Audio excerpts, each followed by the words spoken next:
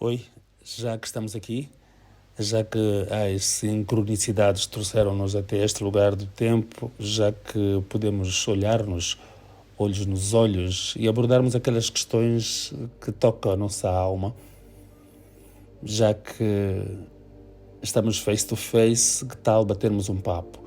Que tal falarmos um pouco sobre a temática de sempre, o autoconhecimento, as diferentes nuances que comportam esta dimensionalidade, a recomendação dos mestres e o conhece-te a ti mesmo, como a premissa que sempre foi anunciada, sempre foi a recomendação. Vamos falar sobre autoconhecimento, faremos algumas afirmações, relaxaremos antes e depois nos despediremos com este som relaxante que nos vai acompanhar ao longo desta meditação guiada.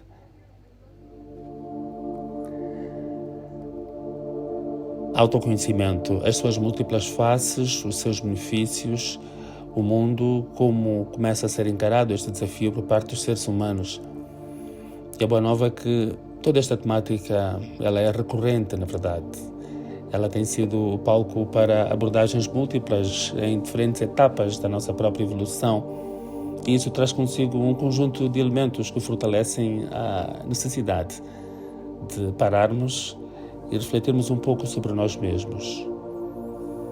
Só a consciência de que este exercício é feito já é um passo em direção ao milagre, porque esta tomada de consciência em direção a nós mesmos implicará em muitos momentos desafios íngremes e eles se aparecerão como dificuldades, como dramas, enfim, e o medo tenderá a erguer a sua faixa e precisaremos ser fortes, precisaremos ter tenacidade em nós, compreendermos a grandeza do que tudo isso representa e estarmos firmes na crença de que nós somos muito maiores do que aquilo que nos disseram que nós seríamos.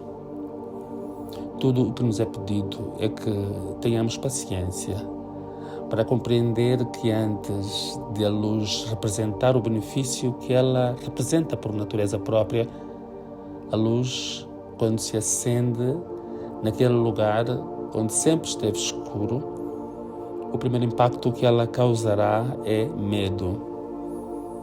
E o ser humano, na sua ingenuidade espiritual, tenderá a temer aquilo que, na verdade, é uma mudança significativa de paradigma. Da obscuridade, daquele quarto escuro, para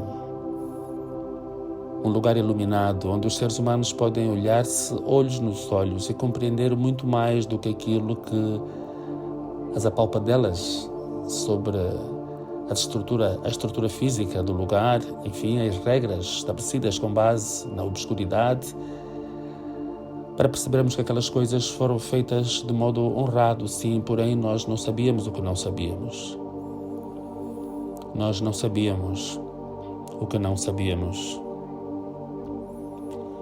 E à medida que sabemos mais, à medida que começamos a perceber o impacto do que significa um quarto aceso, todas aquelas coisas que estruturavam a nossa realidade na obscuridade perdem sentido. Perde sentido competir porque percebemos a unidade. Perde sentido disputar porque ela anula a consciência do somos um. Perde sentido a necessidade de guardarmos, de mentirmos, de roubar, de prejudicar o próximo, porque a consciência da unidade não permitiria ações que simplesmente não estariam na nossa consciência. Do mesmo jeito que, como adultos, olhamos para as coisas da infantilidade e sabemos o que elas representam e compreendemos o que elas trazem para o crescimento daquele ser humano, assim é o espírito com o ser humano, neste ponto do tempo, olhando para todas as nossas ditas falhas, aquilo que nos crucificaria e nos colocaria num lugar de temor em relação ao Criador, o espírito olha para aquelas coisas e vê por aquilo que elas são, pela necessidade que elas exercem nas nossas vidas. Os problemas não são dramas. Os problemas são oportunidades. Os problemas são a comunicação, que se for uma doença representa uma comunicação da inata conosco mesmos, informando sobre alterações que precisamos fazer nos nossos hábitos, sedentário ou não, hábitos alimentares, hábitos de pensamento, de sentimento.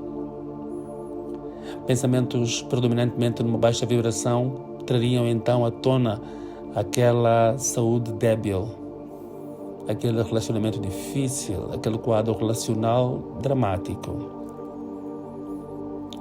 E isto seria visto em 3 dimensões pelo ser humano como um tipo de fatalidade.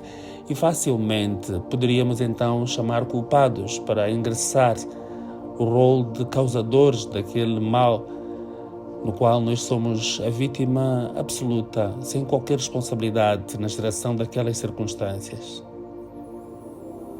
E esta é uma visão humana em 3 dimensões.